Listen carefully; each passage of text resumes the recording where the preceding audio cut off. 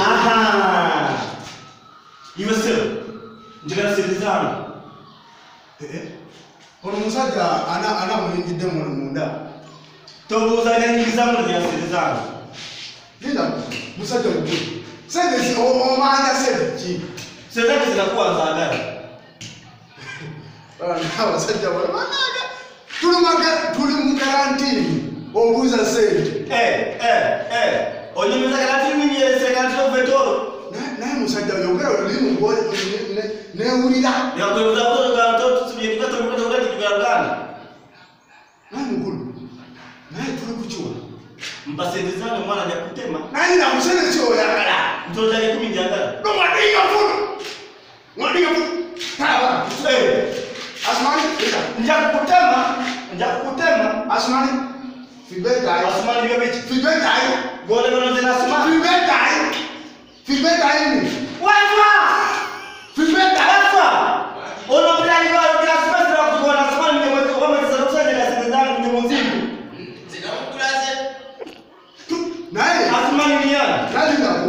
Musajja mukulu.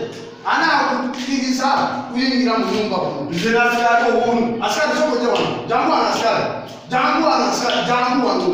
Nze kambe jangu kwa wale wale sikulimba. Jangu wano.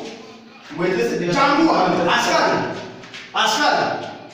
Jangu wano. Osebera wa. Nze sasula sewo. Nze sasula. Wule sewo. Nze sasula. Wule ze. Nze bosi osichecho. Si bosi kati njagala kubuuza. Ali ule mkumbuza kutaka kukwega kata mwagala kufuna bali kuyoba kwa kupasete zangu. Linda kosebo. Askari njagala kubuuza. Tuli mu karantini. Temakiriza abantu kuyingira mu nyumba. Si kyecho. Jangu ana askari.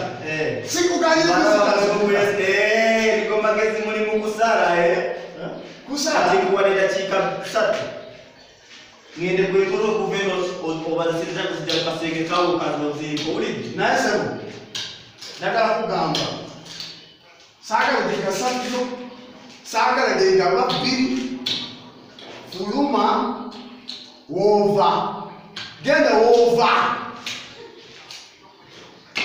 owulidde sebo genda wova ovawa ate ogenda wa nyumba yuno nyumba yani vayo ogende saagala kulaba wano mpasezeka lengende wanje mpasezeka lengende naye musajja ono musajja avaawo askari